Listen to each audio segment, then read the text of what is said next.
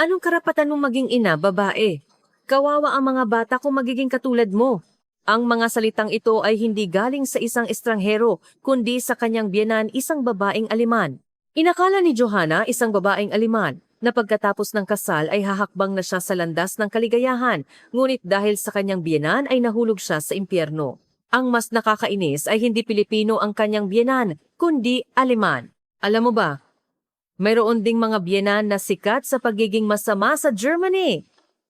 Sa huli, tumakas siya kasama ang dalawa niyang anak patungo sa Pilipinas.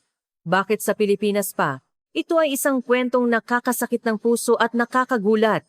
Ngayon, pakinggan natin kung paano natagpuan ng isang babaeng Aleman ang pag-asa ng muling pagsilang sa Pilipinas. Magandang araw sa inyong lahat, ako si Johanna. Ngayon, ako ay isang Pilipino, ngunit ako ay ipinanganak at lumaki sa isang maliit na bayan malapit sa Frankfurt, Germany. Bago ko simulan ang aking kwento, may gusto akong sabihin sa inyo. Nag-major ako sa psikolohiya noong kolehiyo. Pinag-aralan ko ang kalooban ng tao at kung paano pagalingin ang nasugatan na kaluluwa. Ngunit ang nakakalungkot ay hindi ko nagawang gamutin ang sarili ko. Sa edad na 26, nakilala ko si Thomas. Siya ay isang matalinong nagtapos sa architecture mula sa isang prestihiyosong universidad sa Southern Germany. Maganda ang kanyang pag-uugali at sinabi niyang mahal niya ako. Sa panahon ng aming dating, mukha siyang perpektong lalaki.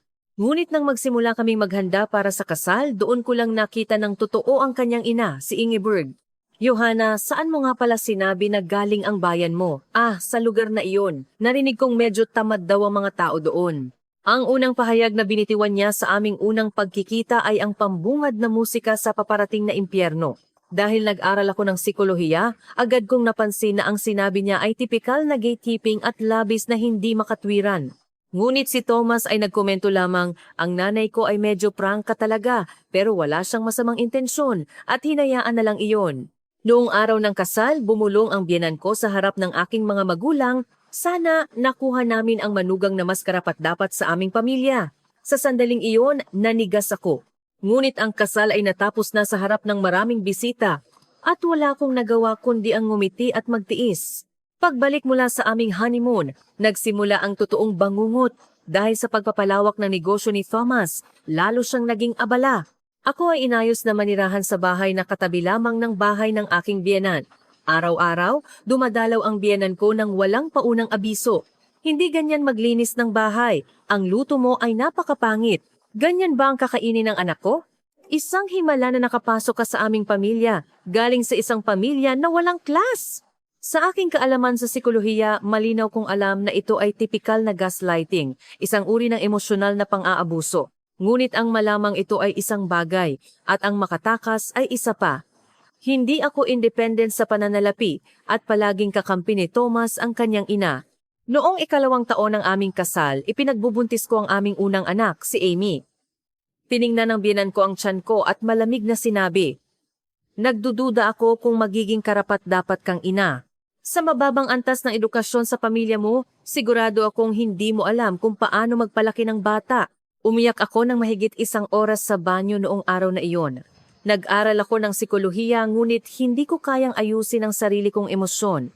Nang magkaroon ako ng postpartum depression pagkatapos manganak, nagbiro ang biyenan ko, "Iyan ang patunay na mahina ang iyong espiritu." Si Thomas ay abala sa kanyang kumpanya at ako ay mag-isang nag-aalaga sa bata. Isang araw sinabi niya, "Hindi mo magawang maging isang mabuting ina. Ano ang ginagawa mo? Ang bata ay umiiyak dahil sa iyo. Kawawa ang mga batang lumaki sa ilalim ng isang inang walang kakayahan." Sa araw-araw na mga masasamang salita na parang lason, unti-unti akong nawala ng sarili. Pagkaraan ng 3 taon, ipinanganak ang aming pangalawang anak, si Lucas. Lalo akong nahirapan sa pagpapalaki ng 2 bata at lalo namang tumindi ang panghihimasok ng biyenan ko. Hindi ka maaaring maging responsable sa pag-aaral ng bata. Ako mismo ang magtuturo sa kanila. Pinigilan pa niya ako na basahan ng kwento ang mga bata. Gabi-gabi tinitingnan ko ang labas ng bintana at naiisip ko, pwede ba akong tumakas dito? Ngunit hindi ko alam kung saan pupunta at kung paano mabuhay. Lahat ay malabo. Ang kaalaman ko sa psikolohiya ay nakatulong sa akin na ma-diagnose ang aking sitwasyon, ngunit hindi nagbigay ng solusyon. Isang araw noong 8 taon ng aming kasal, si Amy ay 9 gulang at si Lucas ay 6 gulang. Naghahanda ako ng hapunan para sa mga bata sa kusina nang biglang pumasok ang biyenan ko, tumingin sa pagkain na ginagawa ko at ngumisi. Ano yan? Iyan ba ang ipapakain mo sa aking mga apo? Gaya ng dati, gusto kong magtiis, ngunit kakaiba ang araw na iyon. Tinawag ng biyenan ko sina Amy at Lucas at sa harap ko sinabi niya, "Mga bata, ang inyong ina ay hindi galing sa isang magandang pamilya, kaya kahit ang simpleng bagay na ito ay hindi niya magawa ng maayos." Sa sandaling iyon, umiyak si Amy at si Lucas ay tumingin sa akin ng may takot. Noon ko lang napagtanto na ang aking mga anak ay nasasaktan din sa ganitong toxic na kapaligiran. Biyenan, huwag ninyong sabihin iyan sa harap ng mga bata. Sa unang pagkakataon, nagprotesta ako. Ngunit nagbiro ang biyenan ko, "Ano? Naglakas loob kang sumagot? Ano ba ang ambag mo sa bahay na ito?" Noong gabing iyon, mag-isa akong nakaupo sa sahig ng banyo, yakap ang aking mga tuhod at umiyak ng matagal. Pakiramdam ko, hindi ko na kaya. Hindi ko alam kung gaano pa katagal ako magtitiis. Ngunit ang paghinga ng mga bata mula sa silid ay nagpabalik sa akin. Kinabukasan, sinabi ni Thomas sa akin, "Johanna, ipinadala ako ng kumpanya sa Manila branch. Kailangan kong pumunta sa Pilipinas, mga 1.5 hanggang 2 taon. Mahirap kung ako lang ang pupunta. Sana sumama ang buong pamilya." Hindi ko masyadong alam kung nasaan ang Pilipinas. Basta alam ko na lang na may Filipino teleserye at halo-halo doon. Gaano katagal? Mga 1.5 hanggang 2 taon? Mag-isa ka lang ba? Sa sandaling iyon, biglang tumibok ang puso ko. Maaari akong umalis sa bansa na ito. Maaari akong lumayo sa aking biyenan. Agad akong sumagot, "Sasama ako. Isasama ko rin ang mga bata." Nagulat si Thomas, ngunit sa huli ay pumayag siya. Nang sabihin namin ang balita sa biyenan ko, nagalit siya gaya ng inaasahan. "Dadalhin mo ang aking mga apo sa malayong lugar. Sa palagay mo, kaya mong palakihin ng maayos ang mga bata sa isang estranghero na bansa, ikaw na inang walang kakayahan?" Ngunit nagpasya na ako. Kahit saan pa, basta hindi Germany, basta walang biyenan. Isang araw bago umalis, tinawag ako ng biyenan ko sa huling pagkakataon. "Johanna, alagaan mo ang aking mga apo. Kung may mangyari sa kanila, hindi kita palalampasin." Yumuko ako, walang sinabi, at sumakay sa eroplano.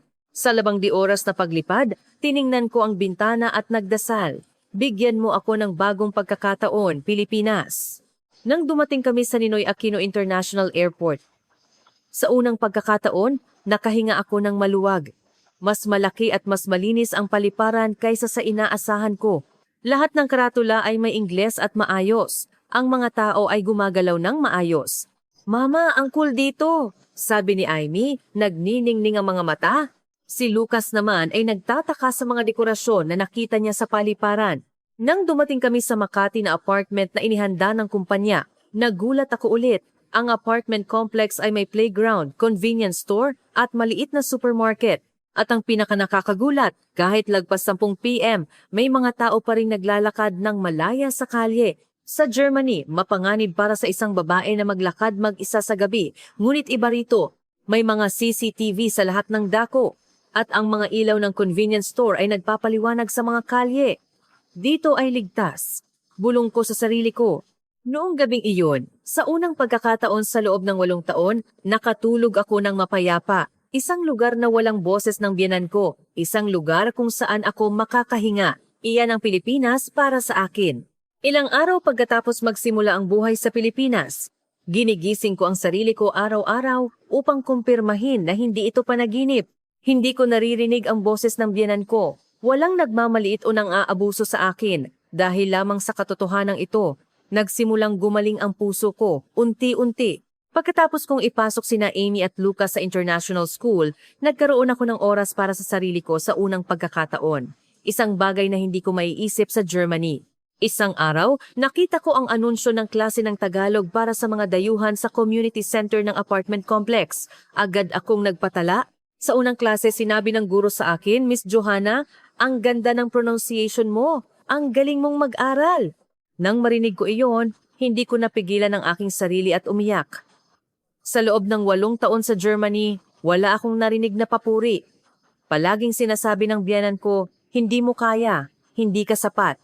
Ngunit iba sa Pilipinas. Kapag namimili ako sa supermarket at may kasama akong mga bata, kusa akong tinutulungan ng sales clerk sa pagtulak ng cart. Kapag kasama ko ang mga bata sa LRT, MRT, may nagpaparating. Ayos ka lang ma'am, dito ka umupo. Kahit maliliit na kabaitan lang iyon, malaking bagay sa akin. Sa Pilipinas sa unang pagkakataon naramdaman ko na ako ay isang tao na ginagalang. Isang araw umuwi si Amy mula sa paaralan at sinabi, Mama, nakipaglaro ako sa mga kaibigan ko sa playground ngayon. Napakabait nilang lahat. Hindi nakakatakot ang mga bata rito tulad ni Lola. Sa sandaling narinig ko iyon, sumikip ang dibdib ko. Nasasaktan din pala ang mga anak ko dahil sa toxicity ng aking biyenan sa Germany. Noon ko lang talaga ito napagtanto. Pagkaraan ng isang buwan, patuloy akong namangha sa kaginhawaan ng Pilipinas. Ang mga appointment sa ospital ay madaling makuha. Kahit sa araw mismo, maraming drugstore sa lahat ng dako. Sa Germany, kailangan mong maghintay ng ilang linggo para sa appointment sa doktor. Ngunit dito, kung may lagnat ang bata, maaari ka agad pumunta sa pediatrician. Ang ganda talaga ng bansa na ito. Palagi ako nagbubuntong hininga. Ang LRT, MRT ay nasa oras. At ang real-time na pagpapakita ng oras ng pagdating ay mabilis. Lahat ay mabilis na gumagalaw. Ngunit ang kakaiba ay hindi ito nagdudulot ng kaba. Sa halip, pakiramdam ko ay sumusulong ang aking buhay. At ang pinakamahalaga, nakakuha ako ng counseling sa Pilipinas. Mayroon ding counseling sa Germany, ngunit nag-aatubili ako dahil sa matagal na paghihintay. Ngunit sa Pilipinas mayroong serbisyo ng English counseling para sa mga dayuhan at mabilis ang appointment. Miss Johanna, napakahirap ng pinagdaanan mo. Maingat na pinakinggan ng counselor ang aking kwento at sa unang pagkakataon sinabi niya sa akin, wala kang ginawang masama, may karapatan ka ring alagaan. Nang marinig ko iyon, umiyak ako ng malakas. Nag-aral ako ng psikolohiya ngunit hindi ko nagawang alagaan ang sarili ko. Nahihiya ako, ngunit sa parehong oras, naramdaman ko ang pag-asa. Naramdaman ko na maaari akong magsimulang muli ngayon. Sa proseso ng counseling, unti-unti kong nabawi ang aking self-esteem. Ako ay isang tao na may halaga, hindi ako masamang ina. Araw-araw, sinasabi ko ito sa sarili ko habang nakatingin sa salamin. Naging masayahin din ang mga bata. Nagkaroon ng kaibigan si Amy sa paaralan at si Lucas naman ay nag-ensayo sa taekwondo gym at nagkaroon ng tiwala sa sarili. Mama, sabi ng coach ko, ang galing kong sumipa ngayon.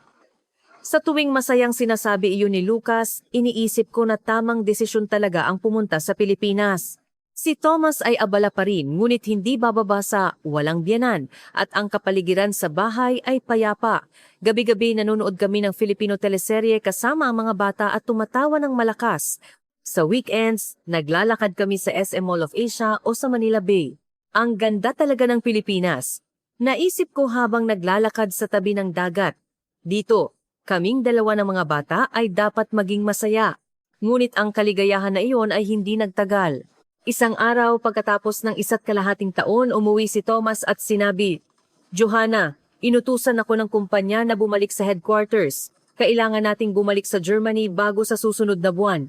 Sa sandaling iyon, parang tumigil ang puso ko. Bumalik sa Germany? Tiningnan ko si Thomas ng may di makapaniwalang ekspresyon.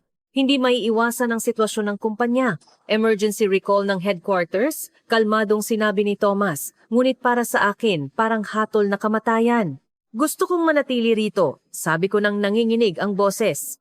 Bumuntong hininga si Thomas. Johanna, ang bahay natin ay nasa Germany. Siyempre, kailangan nating bumalik. Siyempre? Para sa akin, hindi ito siyempre. Ang Pilipinas ay hindi lamang isang banyagang bansa para sa akin. Ito ang lugar kung saan ako nagkaroon ng pagkakataong mabuhay bilang isang tao sa unang pagkakataon. Ito ang lugar kung saan nakangiti ang aking mga anak. Ngunit hindi ako independent sa pananalapi. Wala akong pagpipilian. Sa huli, sumakay kami ng mga bata sa eroplano pabalik sa Germany. Sa 12 oras na paglipad, nakatingin lang ako sa bintana, pakiramdam ko, nahuhulog ako sa bangin. Pagdating sa Frankfurt Airport, agad kaming sinalubong ng biyenan ko. Mama! Masayang bati ni Thomas. Ngunit nakatingin ang biyenan ko sa akin. Umuwi ka na matapos kang manirahan sa Pilipinas ng ilang buwan. Nagbago ka ba ng kaunti? Hindi ka naman magbabago siguro? Ang unang salita ay isang pang-aabuso. Hindi ako makahinga. Magsisimula na naman itong impyerno. Pag-uwi, mas madalas na dumalaw ang biyenan ko. Ano ito?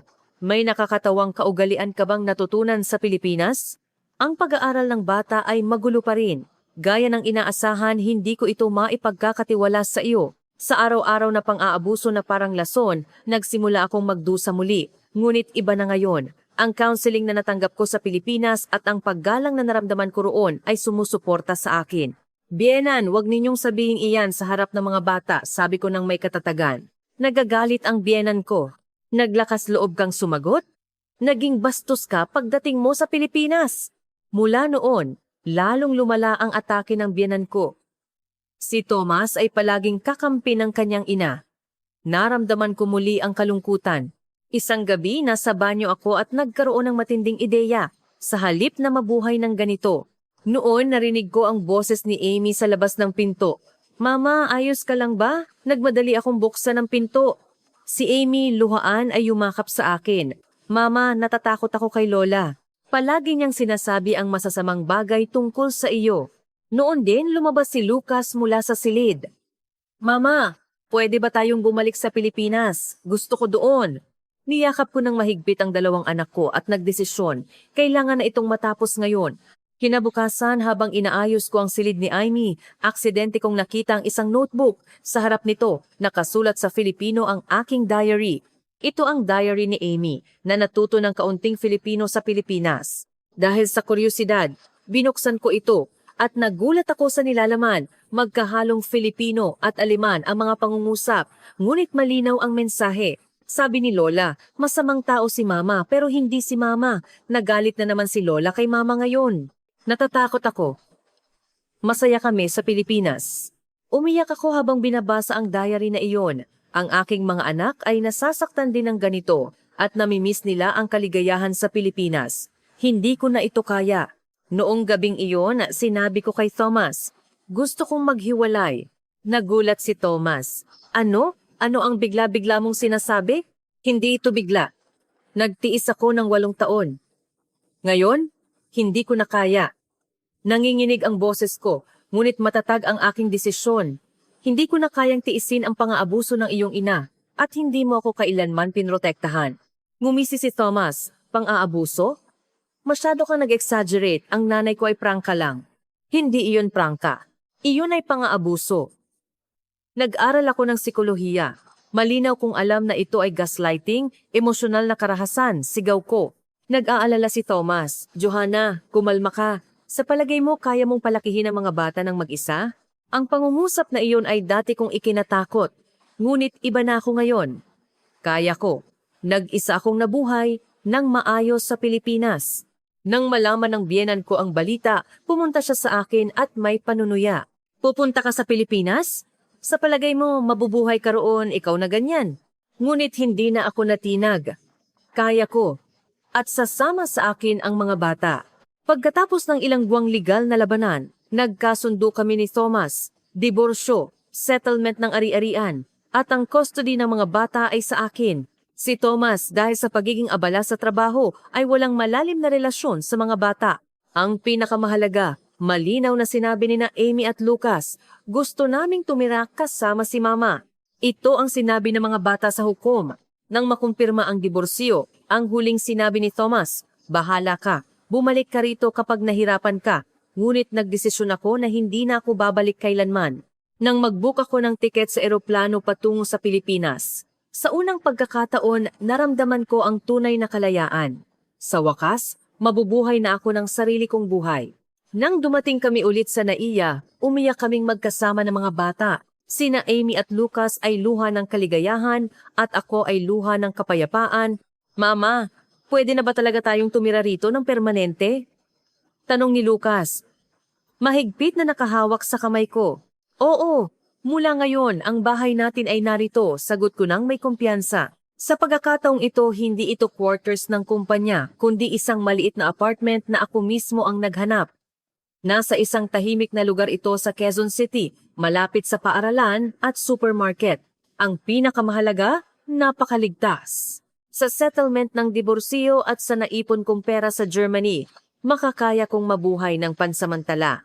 Ngunit sa pangmatagalan, kailangan kong magtrabaho. Mayroon akong Aleman at Ingles, at may background ako sa psikolohiya. Nagsimula ako ng trabaho sa pagsasalin para sa mga Aleman o dayuhan na nakatira sa Pilipinas. Sa simula, maliliit na proyekto lang pagsasali ng mga dokumento, pagsama sa ospital, at pagtulong sa mga transaksiyon sa gobyerno. Ngunit habang kumakalat ang aking reputasyon, lalong dumami ang trabaho. Malaking tulong talaga si Miss Johanna. Salamat po. Sa tuwing nagpapasalamat ang client, naramdaman ko ang sense of achievement. Isang damdamin na hindi ko naramdaman kailanman sa Germany. May ginagawa akong mahalaga. Nakakatulong ako sa isang tao. Mabilis ding umangkop ang mga bata. Si Amy ay nagkaroon ng mga kaibigan sa international school at gumaling din ang Filipino niya. Si Lucas naman ay nag-ensayo sa taekwondo gym at nag-ensayo ng seryoso na may layuning black belt. Mama, sabi ng coach ko ngayon, napakagaling ko. Sa tuwing ipinagmamalaki ni Lucas ang sarili, umiinit ang puso ko. Sa Germany, dahil sa biyenan ko, bumagsak ang self-esteem ng mga bata, ngunit iba na sa Pilipinas. Sila ay namumulaklak. Pagkatapos ng isang taon sa Pilipinas, gumawa ako ng isang malaking desisyon. Gusto kong maging isang naturalized Filipino citizen. Mama, pwede rin ba kaming maging Pilipino? Nang tanungin iyon ni Amy, napagtanto ko na gusto ring manirahan ng mga bata sa Pilipinas. Agad akong pumunta sa Bureau of Immigration. Ang staff ay magiliw na nagpaliwanag ng proseso. Ang general naturalization ay nangangailangan ng pagtira sa Pilipinas ng 5 taon o higit pa at pagpasa sa pagsusulit sa Filipino na wika at kasaysayan ng Pilipinas. Hindi ito madali, ngunit hindi ako sumuko. Araw-araw, binubuksan ko ang aking Filipino textbook at nagbabasa ng mga aklat tungkol sa kasaysayan ng Pilipinas. Ganyan pala, ang galing talaga ng Pilipinas. Sa proseso ng pag-aaral ng kasaysayan, mas naintindihan ko ang bansang ito, isang bansa na umunlad mula sa mga guho ng digmaan, ang mga taong nakipaglaban para sa demokrasya at ang mga mamamayan na nagmamahal sa kultura. Gusto kong maging miyembro ng bansang ito. Mahirap ang paghahanda para sa Filipino exam. Lalo na ang grammar ay mahirap at hindi rin madali ang pronunciation. Ngunit ang aking mga guro at kaibigan sa Filipino class ay sumuporta sa akin. Miss Johanna, ang laki ng improvement mo. Halos native ka na. Sa tuwing nakakarinig ako ng papuri, lalo akong nagsisikap. Sa loob ng 8 taon sa Germany, wala akong narinig na papuri, ngunit iba sa Pilipinas. Kinikilala ng mga tao ang aking pagsisikap at natutuwa sila sa aking pag-unlad. Nang papalapit na ang araw ng pagsusulit, kinabahan ako, ngunit sinuportahan ako nina Amy at Lucas. Mama, kaya mo yan, naniniwala kami sa iyo. Dala ang paghihikayat ng mga bata, pumasok ako sa testing center. Pagkaraan ng ilang linggo, umiyak ako ng malakas nang matanggap ko ang notice ng passing. At sa wakas, natanggap ko ang notice ng approval para sa aking naturalization application. Sa oath-taking ceremony na inorganisa ng Bureau of Immigration, tumingin ako sa watawat ng Pilipinas at hindi ko napigilan ang pagluha. Ako, si Johanna, ay taimtim na nanunumpa na tutuparin ko ang mga obligasyon ng isang mamamayan ng Republika ng Pilipinas. Nanginginig ang boses ko habang nanunumpa, ngunit matatag. Ngayon, ako ay legal na isang Pilipino. Nang lumabas ako na may hawak na Philippine passport, tumakbo sina Amy at Lucas at yumakap sa akin. Mama, congratulations! Pilipino ka na talaga! Mahigpit kong niyakap ang mga bata at sinabi, maaari na tayong tumira rito ng totoo ngayon. Noong gabing iyon, nagdaos kami ng maliit na selebrasyon kasama ang mga bata. Nag-order kami ng lechon kawali at halo-halo. Tumawa at naglaro kami. Ito ay isang sandali ng kaligayahan na hindi ko maiisip sa Germany. Pagkatapos kong maging Pilipino, lalong naging matatag ang aking buhay. Lalo pang dumami ang trabaho sa pagsasalin. Nagsimula rin ako magboluntaryo sa counseling para sa mga expatriate at OFWs. Teacher Johanna, malaking pasasalamat po. Gumaan po ang loob ko dahil sa inyo. Sa tuwing nagpapasalamat ang client, naramdaman ko na gumagawa ako ng isang bagay na talagang makabuluhan. Ito ang sandali na sa wakas ay nagniningning ang aking kaalaman sa psikolohiya. Ngunit ang pinakamahalaga, masaya kaming magkasama ng mga bata. Si Amy ay naging class president sa paaralan at si Lucas ay nanalo ng bronze medal sa taekwondo competition. Mama, may medal ako. Nang buong pagmamalaking ipinakita ni Lucas ang medal, sinabi ko, ipinagmamalaki kita, ang galing mo talaga. Ang mga salitang hindi kailanman sasabihin ng aking biyenan. Noong gabing iyon, tiningnan ko ang labas ng bintana at naisip ko, ang Pilipinas ay naging pangalawang bayan ko. Hindi, marahil ito ang tunay na unang bayan ko. Hindi ko kailanman naramdaman ang kaginhawaan ng bahay sa Germany, ngunit iba rito, ligtas ang pumunta sa convenience store sa gabi. Maaari kang pumunta agad sa doktor kapag nagkasakit. Nagkikipag-ugnayan ng mga tao sa isa't isa ng may kabaitan. Mahal na mahal ko ang Pilipinas. Isang araw, pagkatapos ng 2 taon na paninirahan sa Pilipinas, nakatanggap ako ng email mula sa isang estranghero na address. Ang sender ay ang aking biyenan, si Ingeborg. Agad akong nanigas. Ano ito? Magmumura na naman ba siya? Ngunit ang subject ng email ay hindi inaasahan. Johanna, pwede mo ba akong tulungan? Binuksan ko ang email nang nanginginig ang mga kamay. Nakakagulat ang nilalaman. Johanna, mahirap para sa akin ang isulat ang liham na ito, ngunit may gusto akong sabihin. Noong bata ako, ganito rin ang pakikitungo sa akin ng biyenan ko. Araw-araw akong binaliwala, inabuso, at sinabihan na wala akong halaga. Noong panahong iyon, inakala ko na iyon ay normal, kaya ginawa ko rin iyon sa iyo. Ngayon lang ako nakarating sa realization kung gaano ako nagkamali. Tama ka, inabuso kita, at nasaktan ko rin ang aking mga apo. Ngayon, nagugod ako sa counseling pero mahirap makahanap ng magaling na counselor sa Germany. Naalala ko na nag-aral ka ng psikolohiya. Maaari mo ba akong tulungan? Binasa ko ang liham ng paulit-ulit. Hindi ako makapaniwala. Ang dominant at malamig na biyenan ay umamin sa kanyang pagkakamali. Napuno ako ng magkahalong damdaming galit, kalungkutan, at nakakagulat, habag. Siya rin ay biktima, siya rin ay isang taong nasugatan. Noong gabing iyon, hindi ako makatulog. Niyakap ako ni Amy at nagtanong, Mama, bakit ka mukhang malungkot? Sinabi ko kay Amy na nagpadala ng email si Lola para humingi ng tawad at tulong. Nag-isip si Amy sandali at sinabi, Mama, magdesisyon ka, nandito kami para sa iyo. Ang mga salitang iyon ay nagbigay sa akin ng lakas. Pagkatapos ng ilang araw ng pag-iisip, sumagot ako. Ingeborg, natanggap ko ang iyong email. Kailangan ko ng oras upang tanggapin ang iyong tawad, ngunit dahil humingi ka ng tulong, bibigyan kita ng payo bilang isang professional. Ipadadala ko sa iyo ang listahan ng mga mahusay na counseling center sa Germany.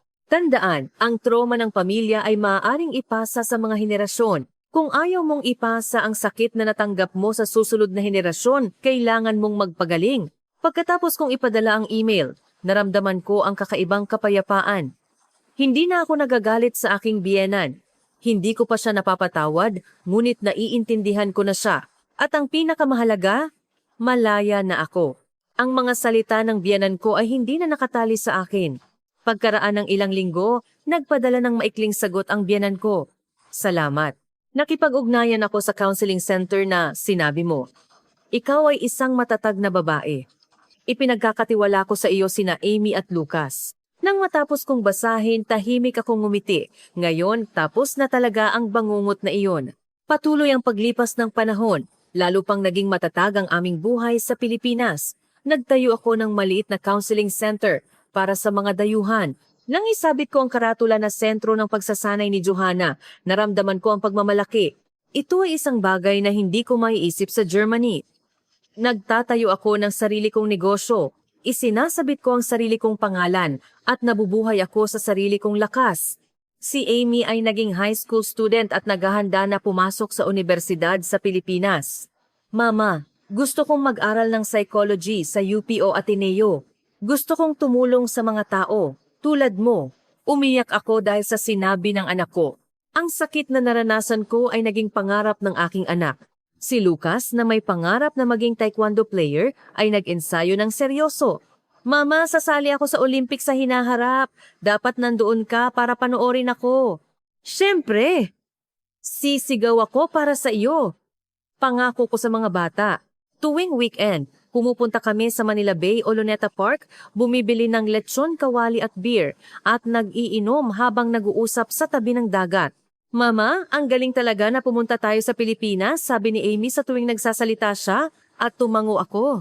Oo, ganoon din ang pakiramdam ni Mama. Minsan, namimiss ko ang aking mga magulang sa Germany, ngunit ayaw ko nang bumalik sa Germany dahil ang bahay ko ay narito. Sa Pilipinas. Ang kaligtasan at kabaitan ng Pilipinas. ay nagligtas sa aking buhay. Dito, sa unang pagkakataon, ako ay naging isang taong ginagalang. Ang aking buhay na gumuho sa Germany dahil sa mga pang-aabuso ng aking biyenan ay muling namulaklak sa Pilipinas. Ang pagkuha ng Philippine citizenship ay ang pagbawi ng aking self-esteem. Ngayon, nagtatrabaho ako sa counseling center, kumakain ng hapunan kasama ang mga bata at nanonood ng Filipino teleserye. Ito ay isang ordinaryong buhay, ngunit ito ay isang himala ng kaligayahan para sa akin. Ang mga bagay na ito ay hindi ko kailanman magkakaroon sa Germany. Ang Pilipinas ay naging pangalawang bayan ko. Hindi, ang tunay na unang bayan ko. Gabi-gabi natutulog ako ng may pasasalamat. Salamat sa bansang ito. Salamat sa lipunan na ito. Salamat sa lahat ng taong tumanggap sa akin. At salamat sa aking mga anak. Salamat sa kanilang tapang na sabihin, Mama, pumunta tayo sa Pilipinas. Ngayon, maaari kong sabihin ng may kumpiyansa. Ako si Johanna, isang mapagmataas na Pilipino. Pagkatapos ng 3 taon sa Pilipinas, unti-unting sumikat ang aking counseling center. Hindi lang dayuhan ang pumupunta sa akin, kundi pati na rin ang ilang Pilipino. Teacher Johanna, na-relate ako sa karanasan mo. Isang babaeng Pilipino ang nagsabi sa akin na mayroon din siyang katulad na problema sa biyenan. Pagkatapos niyang marinig ang aking kwento, nagkaroon siya ng lakas ng loob na magpa-counsel.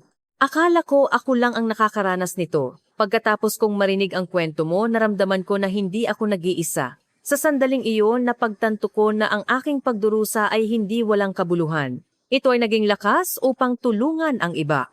Si Amy ay nakapasa sa psychology program ng UP ayon sa kanyang kagustuhan.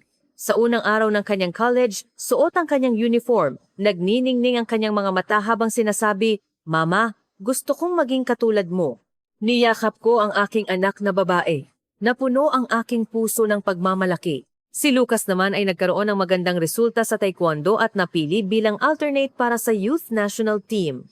Mama, sabi ng coach, may chance akong sumali sa Asian Youth Championship.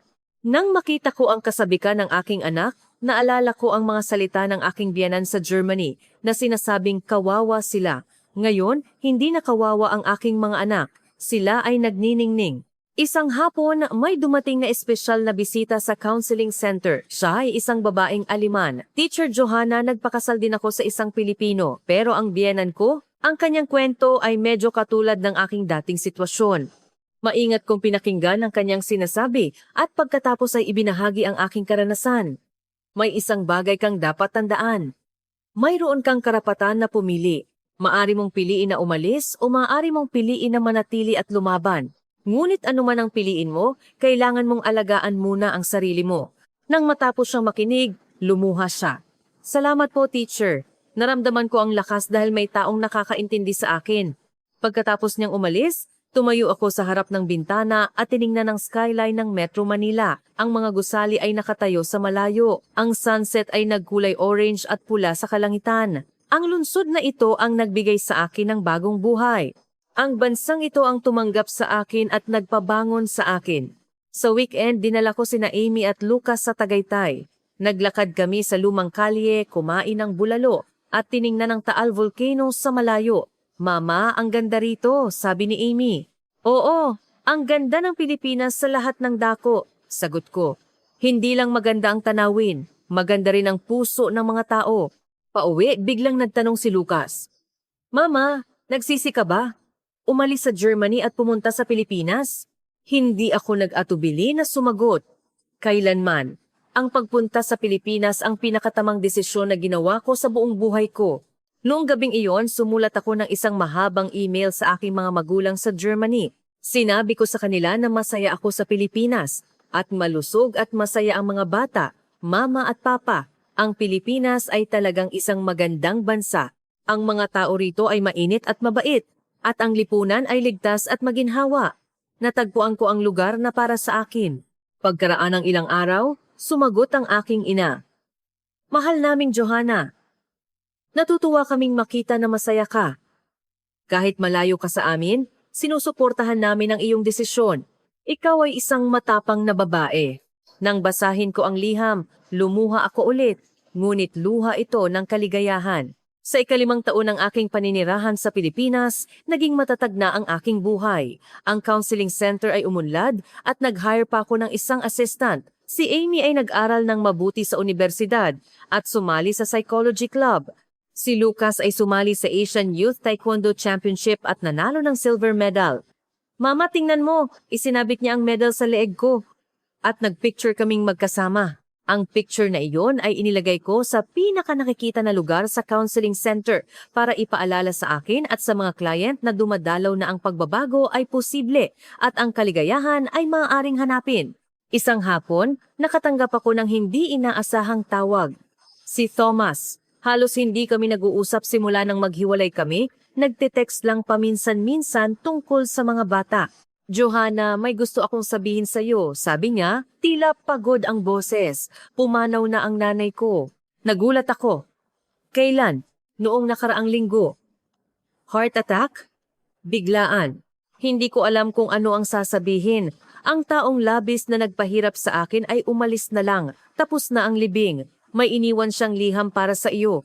Pagkaraan ng ilang araw, nakatanggap ako ng liham mula kay Thomas. Sulat kamay ito ni Ingeborg. Johanna, kung nabasa mo ang liham na ito, ibig sabihin, wala na ako. Gusto kong humingi ng tawad ulit. Nasaktan kita, at nasaktan ko ang aking mga apo. Napakatagal bago ko na-realize na inulit ko lang ang ginawa ng biyenan ko sa akin. Ngunit iba ka. Binasag mo ang cycle. Ikaw ay isang matapang at matatag na babae. Pakialagaan sina Amy at Lucas. Napakaswerte nila na ikaw ang kanilang ina. Nang matapos kong basahin ang liham, tahimik akong umiyak. Hindi dahil sa kalungkutan, kundi dahil sa pag-iwan sa nakaraan. Tapos na talaga ang bangungot. Inilagay ko ang liham sa pinakatuktok ng aking drawer. Pagkatapos, lumabas ako sa counseling center at naglakad sa mga kalye ng Maynila. Nadaanan ko ang pamilyar na convenience store at ngumiti sa akin ang clerk bilang pagbati. Nadaanan ko ang paborito kong karinderiya at magiliw na nagtanong ang may-ari kung gusto ko ng take-out. Nadaanan ko ang parke at nakita ko ang mga matatanda na nagta-tai chi at ang mga bata na naglalaro. Ito ang aking buhay. Ang aking lungsod. Ang aking bahay.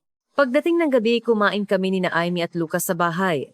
Mama, mukhang masaya ka ngayon, sabi ni Amy. Oo, dahil masaya ako, ngumiti ako ng totoo. Alam niyo ba, minsan ang pinakamalaking tapang sa buhay ay hindi ang pagtitiyaga, kundi ang pagpapakawala. Ang pagpapakawala sa mga taong sumasakit sa iyo at ang pagpapatuloy sa paghahanap ng kaligayahan na para sa iyo. Tumango si Lucas, tila nag-iisip. Mama, ikaw ang hero ko. Noong gabing iyon, tumayo ako sa balcony at tiningnan ang Manila skyline sa gabi. Sa bawat ilaw ng bahay, mayroong isang kwento. At ang kwento ko ay tungkol sa muling pagsilang, tungkol sa tapang, tungkol sa paghahanap ng tunay na bahay sa isang banyagang lupain. Ang Pilipinas ang nagbigay sa akin ng pangalawang pagkakataon at ginawa akong isang mas mahusay na tao. Hindi na ako si Johanna na umiiyak sa harap ng aking biyenan sa Germany.